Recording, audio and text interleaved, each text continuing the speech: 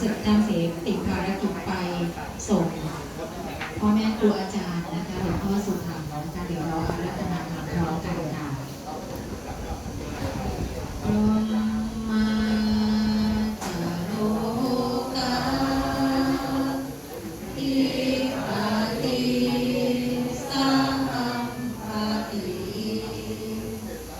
กังอันจาริยังอิวารังอายาจาตาสันติสันตาปาราชากัจจาริกาเอเสปุถัมมังอารุกัมปิมันปัจจกราบขอความเมตตานะคะพระเดชพระคุณหลวงพ่อหลวงนาได้เมตตาแสดงธรรมให้กับพวกเราได้รับฟังกราบขอบพระคุณค่ะ หลวงปู่บุญทันไม่รู้จะพูดอะไรครูบาอาจารย์พูดให้แล้วให้ฟังแล้วจะปู่จ้างโรงพยาบาลจะพูดเรื่องโรงพยาบาลให้ฟังเพราะว่าปู่ไปโรงพยาบาลใช้มา36 ปีแล้วจนรั่วเสียตาแล้วผู้อยู่ห้องพิเศษก็ได้ไปซ่อมแซมให้โรงพยาบาลบึงสำพันธ์หมดไป3,400,000ที่เขาปาลบอยากได้อาคารคอนกรีต5 ชั้น114 เตียงปู่ก็เลยรับพิจารณาว่าบอกศรัทธาญาติโยมไปก่อนอันนี้ปู่บอกศรัทธาญาติโยมมาได้4 ปีแล้วเป็นปีที่4กำลังก่อสร้างตอนนี้ก่อสร้างได้6 ชั้นแต่ชั้นที่7เนี่ยเพราะอาคารถ้าเทเพดานคอนกรีตกลัวจะมันรั่วครูบาอาจารย์บอกให้ปู่สมหมายบอกว่าให้ทำหลังคาแล้วเดี๋ยวจะมีปัญหาทีหลังปู่ก็เลยต้องได้ทำหลังคาขึ้นอีกชั้นหนึ่งก็เลยเอาไว้สำหรับพระภิกษุสงฆ์ชั้นที่7เดี๋ยวนี้กำลังขึ้นชั้นที่7แต่ว่าชั้นที่1พื้นที่ไม่เสมอก็ลงไปข้างล่างอีกชั้นหนึ่งทีแรกตั้งใจไว้จะทำ5 ชั้น114 เตียงงบ60 ล้านเวลาทำจริงแล้วพื้นที่ไม่เสมอ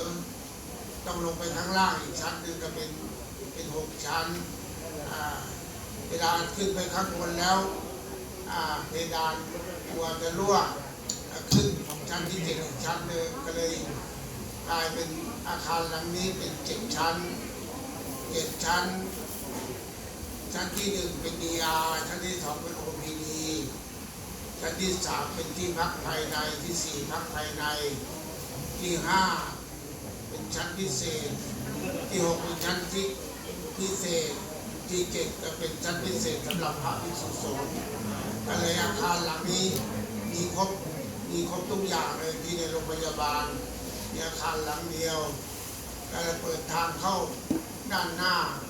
อีกผู้รับเหมาเขาทำสัญญาใหม่อีก35 ล้านก็เลยกลายเป็น105 ล้านแต่ในใบที่แจกไปเนี่ย100 ล้านแต่ว่าต่อเขาไม่ให้เขาว่าไม่ได้เพราะของก็ขึ้นเขาเลยเอา105 ล้านปู่เลยตกลงทำสัญญาทีหลังนี้อีก35 ล้านปู่ก็เลยจำเป็นต้องได้มาบอกศรัทธาญาติโยม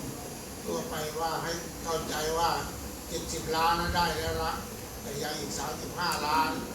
แต่บอกศรัทธามาตั้งแต่งานการถึงนี้ได้เงินมาอีก5 ล้านแล้วยังเหลืออีก30 ล้านก็ได้มาเรื่อยๆวันนี้ก็เห็นโยมมาถวายเป็นแสนๆก็มีหลายคนอยู่ ก ข่าวว่าหลวงปู่สร้างโรงพยาบาลเพิ่มเติมอีกเติมแล้วเติมอีกรวยแล้วรวยอีกเด้อเพราะว่าให้แล้วก็ให้อีกปู่ไม่เห็นพอสักทีเลยแล้วก็ขอแล้วก็ขออีกอันนี้เพราะมันผู้รับเหมาเขาไม่ยอมก็เราต้องอีกถึง35 ล้านปู่ก็เลยต้องบอกศรัทธาญาติโยมอีกวันที่16 มกรานัดทอดพระป่ามนต์ครูบาอาจารย์มาหลวงปู่สุธรรมมาเป็นประธานแล้วก็ครูบาอาจารย์ก็คิดว่าหลายองค์เป็นร้อยองค์ที่มาร่วมบุญสร้างโรงพยาบาลด้วยปู่ก็ไม่มีเงินรับมีจะบอกศรัทธาญาติโยมแล้วให้พากันสะสมบารมีใครมีหุ้นส่วนสร้างโรงพยาบาลไว้เนี่ยเราจะได้แบ่งบุญแบ่งทรัพย์ภายในทุกวันเนี่ยเขามีบริษัทห้างร้านเขามีหุ้นส่วนเขาจะแบ่งกันทุกเดือนเรื่องเงินเขาก็ยังแบ่งกันทุกเดือนแต่ของเรานี่ก็มีหุ้นส่วนสร้างโรงพยาบาลจะแบ่งบุญทุกวันที่คนเข้าโรงพยาบาลอำเภอเมืองสัมพันธ์เองคนประมาณสัก400-500 คนวันหนึ่งที่พวกเราเกี่ยวข้อง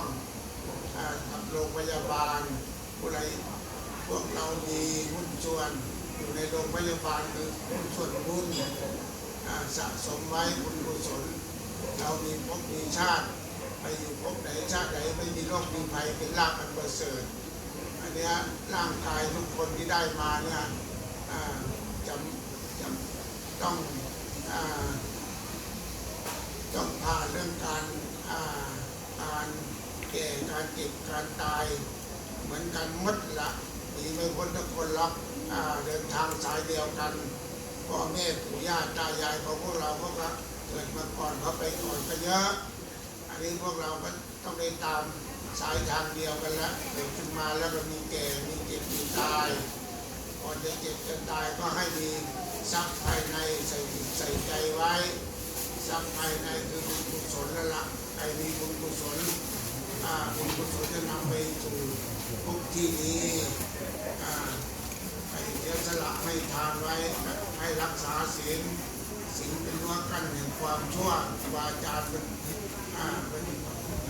แสดงบอกคุณทางให้พวกเราปฏิบัติเอาเองศีล 5เป็นรั้วกั้นแห่งความชั่วใครปฏิบัติได้บริสุทธิ์คนนั้นจะเป็นอบายภูมิไม่ได้ลงมรรคไม่เป็นสัตว์เดรัจฉานเป็นเปรตเป็นสุรกายใครที่ยังปฏิบัติศีล 5ยังไม่บริสุทธิ์คนนั้นก็จะลุ่มดอนการภาวนาก็ดูจิตดูใจของเรานี่ละให้ดูใจของเราไปดูที่อื่น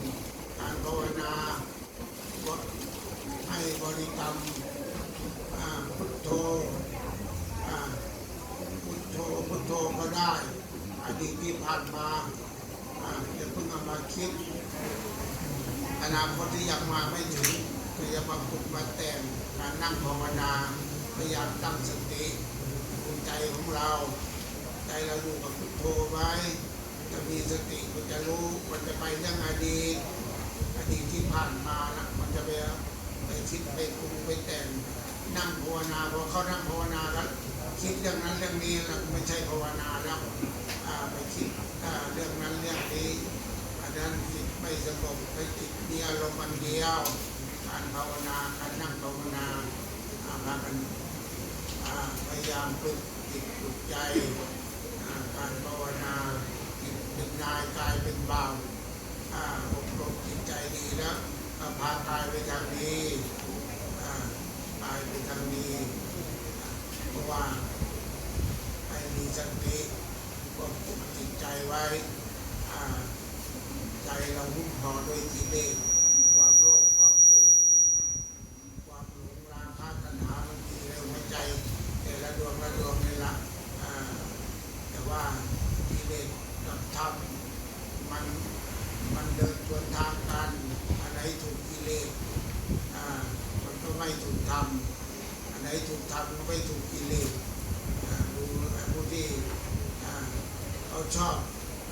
จุฬามีอะไรบอกเขาเลิกแล้วเขาไม่ถูกเลยไม่ถูกกิเลสเพราะว่ากิเลสคนชอบมันจะเดินสวนทางกันไปดูที่จิตใจสอนที่ใจสอนใจของเราเนี่ยละอันอยู่ในกรอบของสิ่งของธรรมคำสอนของพระพุทธเจ้าเราก็จะได้เจอความสุขไปเรื่อยๆเวลาเรานี่ตักตวงเอาทรัพย์ภายในไว้ชีวิตสังขารไม่แน่นอนเดินไปเรื่อยๆวันนี้ใกล้ความตายกับเมื่อวานนี้เดินเข้าไปเรื่อยๆความตายที่อยู่ข้างหน้าทุกคนเดินเข้าไปใกล้ทุกคนละวันนี้ใกล้เมื่อวานนี้วันหนึ่งจะต้องได้ถือใครว่าประมาณนอนใจก็ไม่ได้สมบัติใส่จิตใส่ใจไปละเรื่องการให้ทานนะเรื่องสมบัติที่เรามีทุกวันนี้สมบัติที่สมมุติใช้ในโลกมนุษย์นี่ละแต่ว่าถ้าเราหมายใจแล้วละใครจะมี100 ล้าน1,000 ล้านก็เอาไปไม่ได้หรอกถ้าไม่มีสติปัญญาเสียสละให้ทานไว้ก็ไม่ได้อะไรแล้วไปมือเปล่าฉะนั้นเราจะประมาทกำลังใจให้พิจารณาหลักธรรมคำสอนของพระพุทธเจ้ามันสอนให้เสียสละเรื่องการให้ทานสร้างนั้นสร้างนี้ไว้ในพุทธศาสนาการสงเคราะห์โลกถ้าเรามีสมบัติคนที่ทำได้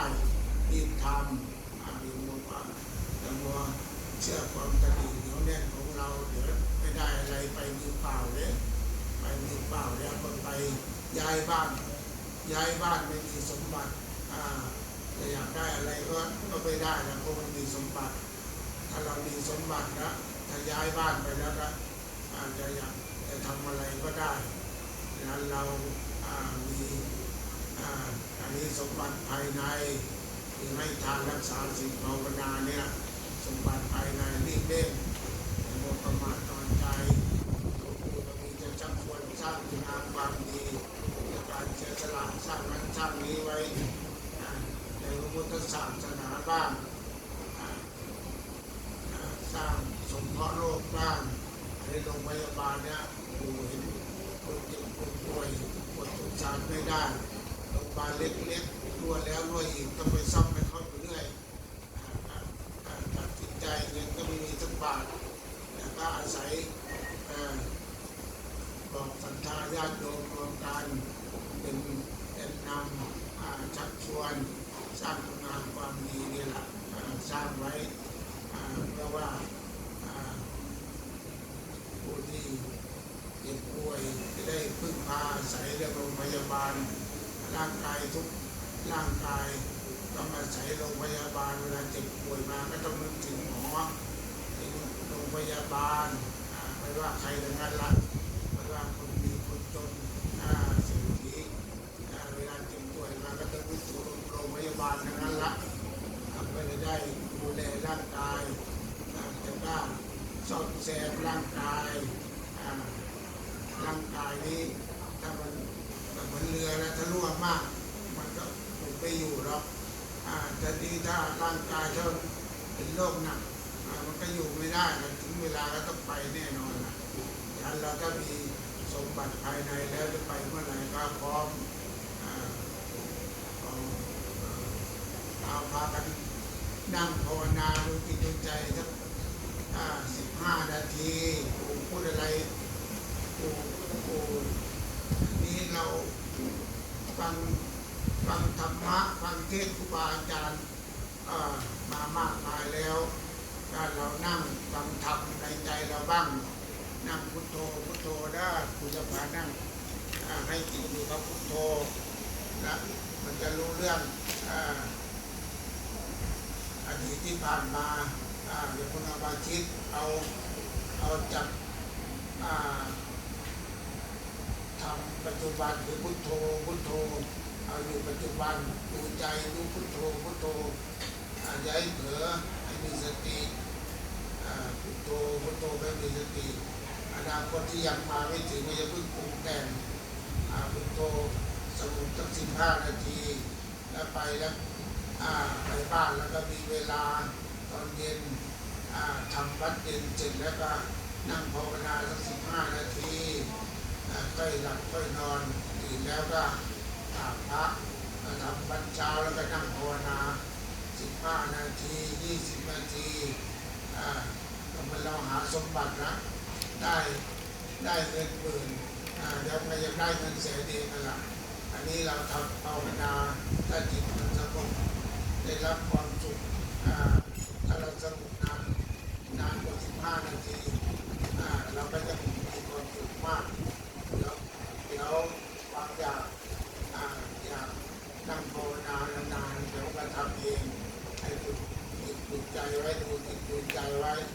สอนใจเราไว้ให้อยู่อารมณ์เดียวก่อน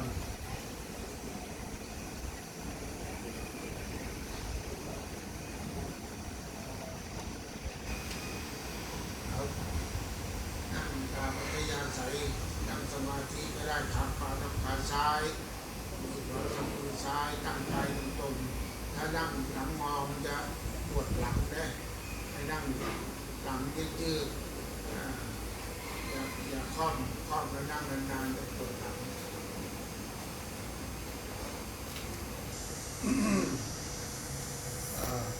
5 นาทีแล้วโอ้เก่งมากเลยถ้าดูใจเห็นใจไหมถ้าเห็นใจแล้วถ้าเรามีสติ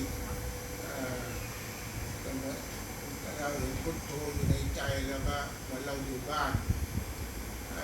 ใครมาบ้านเราก็จะรู้จักอันนี้กิเลสจะเข้าทางตากิเลสมันจะเข้าทางตาเข้าทางหู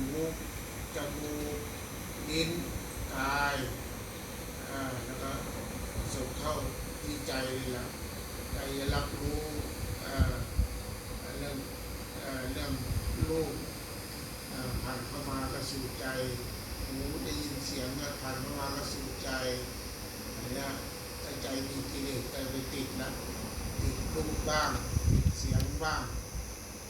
ติดรสบ้างติดกายสัมผัส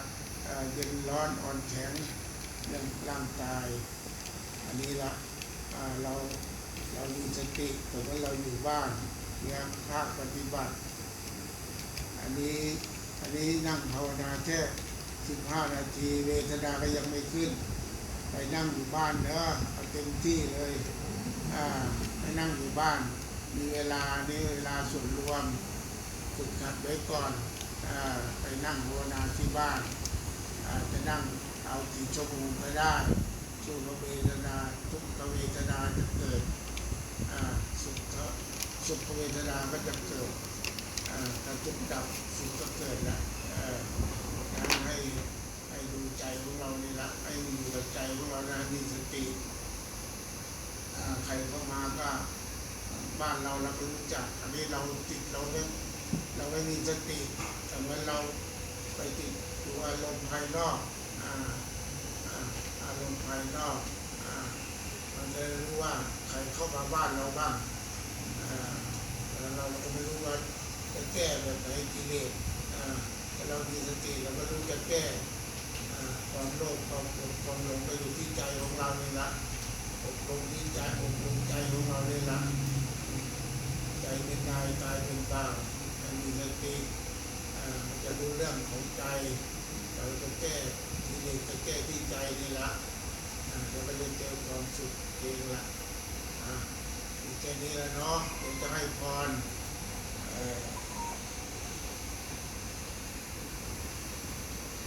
การอาราธนาองค์หลวงปู่ก่อนที่จะให้พรญาติโยมวันนี้มี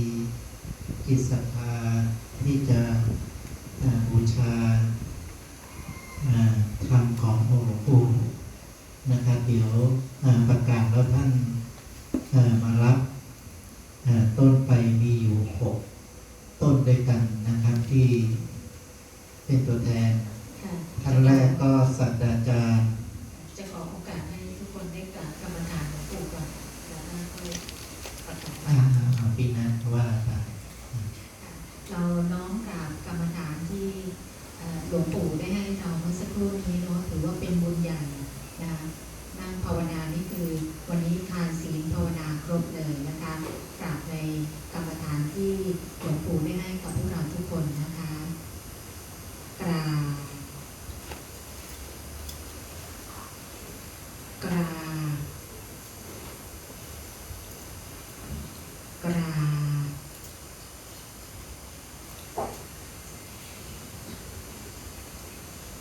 เรียบร้อยนะพี่นัทเนาะ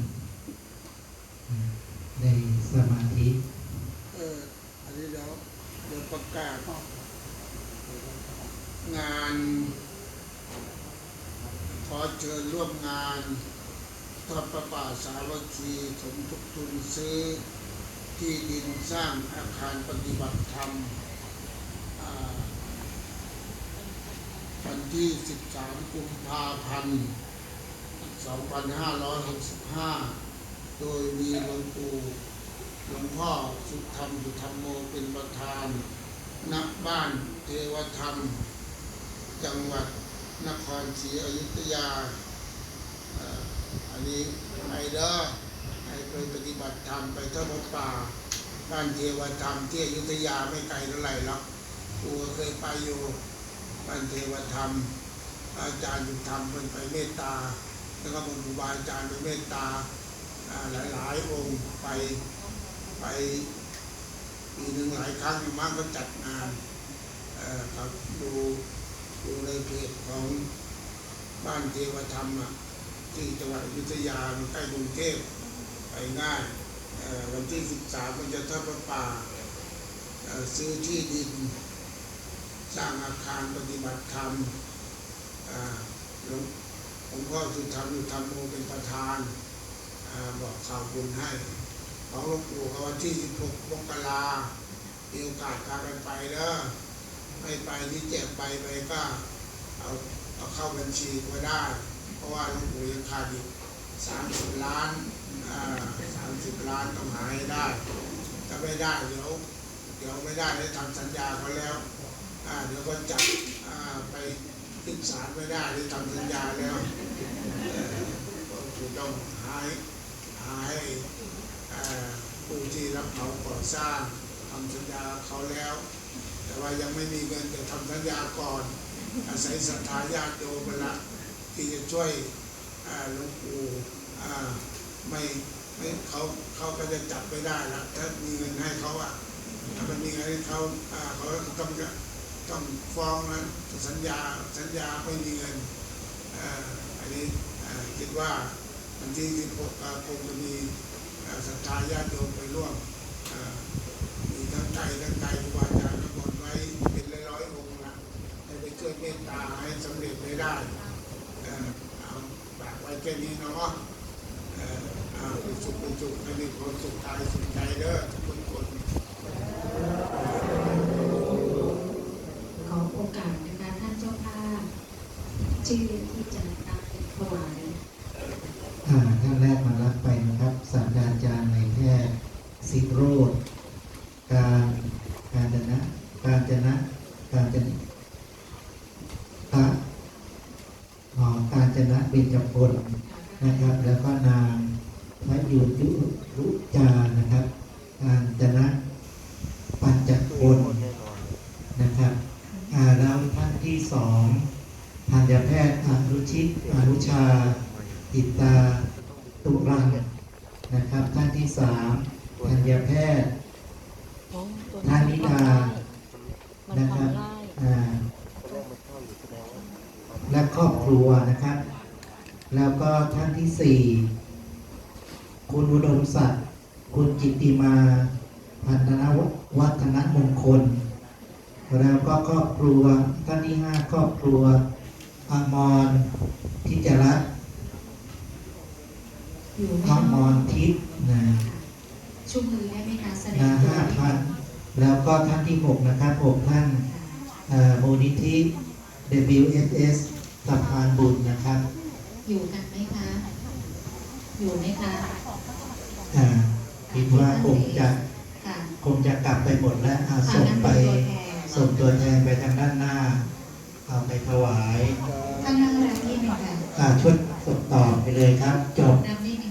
แล้วก็ส่งต่อไปอยากจะตอบยอดก็ติดเพิ่มไปได้เลยนะส่งไป2 สายนะจะต่อยอดสร้างโรงพยาบาลยังขาดอีก30 ล้านนะท่านทำแล้วทั้งหมด10แล้วนะครับใกล้เข้ามาแล้วเหลืออีก 30% เท่านั้นตัวแทนรับเลยค่ะไปตัวแทนรับตรงด้านหน้าพระถวายติดแล้วถือไปเลยลูกได้ไหม นุโมทนาบุญเรายอดเมื่อกี้ที่ดรมีติดเห็นมีท่านที่ติดการเทศอีก 16,000 อีก 16,300 บาทนะครับที่ต่อยอดกันมา ตามที่ก็ไปถวายเลยนะคะพวกเราตั้งใจนะประดมมือนะตอนที่เขาถวายนะคะได้บุญเหมือนกันได้บุญ ถวายเลยครับสาธุพร้อมกัน1 2 3 สาธุสาธุสาธุอนุโมทนามิ ทยอยเดินเข้าไปกำลังติดตามรายทางด้วยนะคะน้องขึ้นเลยค่ะน้องผู้ชายขึ้นข้างบนเลยค่ะ ส่งต่อกันไปนะท่านเจ้าภาพท่านจิตนะครับ สาธุจิตอาสานะคะเดินไปไม่ได้ก็ส่งขึ้นไปนะคะเรามีขายด้วยนะคะแล้วก็ตอนนี้นะคะภรรยาท่านเสรีกำลังเดินไปเบื้องหน้าแล้วนะคะท่านใดที่ยังไม่ได้ร่วมบุญในการติดกันเทศที่จะถวายพ่อแม่ครูอาจารย์นะคะหลวงปู่บุญทันนะคะซึ่งจะมีการถวายผ้าป่า 10,000 กองนะคะวันที่ 16 มกราคมนะคะรับปีใหม่พอดีนะคะที่โรงพยาบาลบึงสามพันธ์นะคะเพชรบูรณ์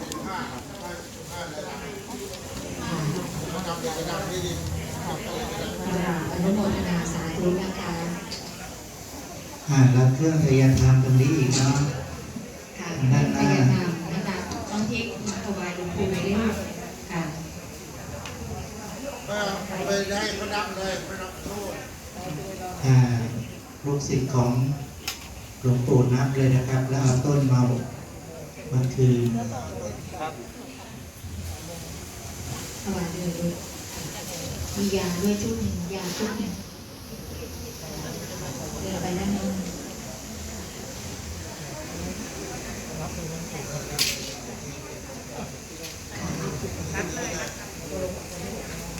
ต้นโพเงินโพทองหลังจากนับเรียบร้อยแล้วส่งกลับมาด้านหลังนะคะ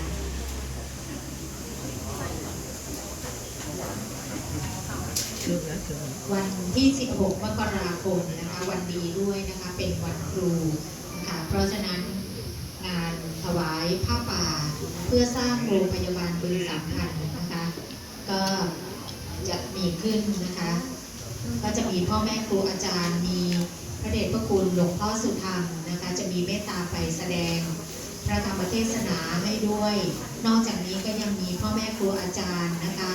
หลวงปู่บุญทันบอกว่ารวมๆแล้วก็น่าจะเป็น100 กว่ารูปเลยทีเดียวนะคะที่จะไปในงานนี้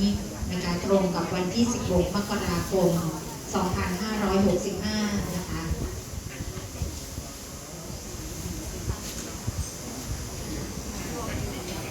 30 ล้านนะคะหลวงปู่ขยันมากเลยไปงานไหนก็เจอหลวงปู่ทุกงานนะคะหลวงปู่มีเมตตานะคะเพื่อที่จะสร้างโรงพยาบาลให้เสร็จเรียบร้อยนะคะซึ่งโรงพยาบาลนี้ถ้าเสร็จเรียบร้อยก็จะมีประโยชน์มากสำหรับประชาชนแล้วก็ภิกษุทั้งพระภิกษุสงฆ์นะคะที่จะได้มาใช้ในเวลาเจ็บป่วยไข้นะคะ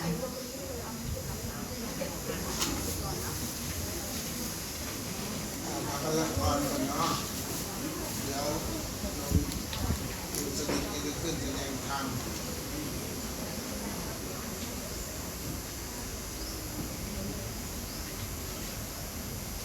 ยะถาวาริวา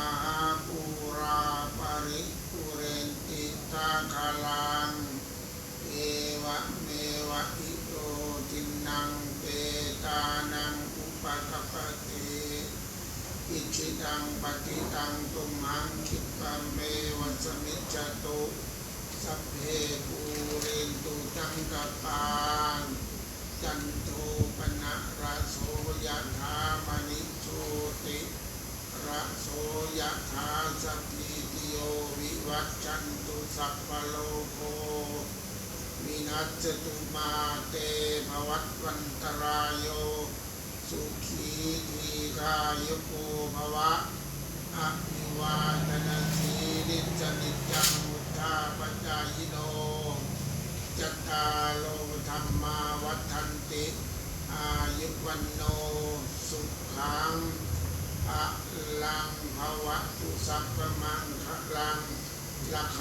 สัพพเทวตาสัพพพุทธานุภาเวนะสัพพธรรมานุภาเวนะสัพพสังฆานุภาเวนะ